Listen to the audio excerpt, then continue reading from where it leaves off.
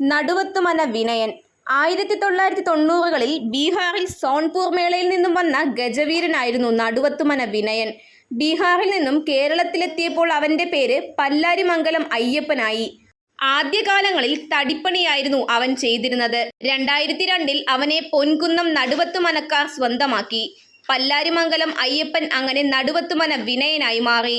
നടുവത്തുമന എത്തിയതോടെ വിനയൻ ഉത്സവങ്ങളിലും പെരുന്നാളുകളിലും പങ്കെടുത്തു തുടങ്ങി. 18 നഖം, മോശമല്ലാത്ത ഭംഗിയും 9 അടിക്കടുത്ത് ഉയരവും ഉണ്ടായിരുന്നു. അവൻ്റെ ഒരു പോരായ്മ എന്ന് പറഞ്ഞാൽ ഒരു കൊമ്പിന് അല്പം വളവുണ്ടായിരുന്നു. ഒരു വർഷത്തിൽ 100-നടുത്ത് പൂരങ്ങൾ അവൻ എടുത്തിരുന്നു. ഒരിക്കൽ കൊമ്പ് ചെത്തിമിനുക്കി അതിനിടയിൽ കൊമ്പിനകത്തെ മജ്ജയിൽ മുറിവുണ്ടായി. അന്നത് ആരും ശ്രദ്ധിച്ചിരുന്നില്ല. അതിനുശേഷമാണ് ശാന്ത സ്വഭാവിയായിരുന്ന വിനയൻ ചില സ്ഥലങ്ങളിൽ അനുസരണക്കേട് കാണിച്ചു തുടങ്ങിയത്. ആ മുറിവ് പിന്നെ പഴുത്ത് പുഴുവരിച്ച അവസ്ഥയിലേക്ക് മാറി.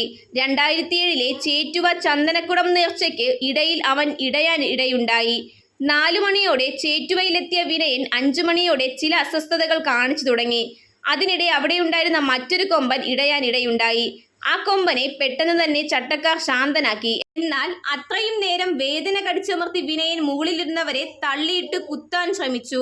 അവൻ്റെ 1-ാം ചട്ടക്കാരൻ ഉണ്ണി അവനെ പിന്തിരിപ്പിക്കാൻ ശ്രമിച്ചു. എന്നാൽ അവൻ്റെ മുന്നിൽ ചെന്ന ഉണ്ണിയെ അവൻ തട്ടി വീഴ്ത്തി കുത്തി.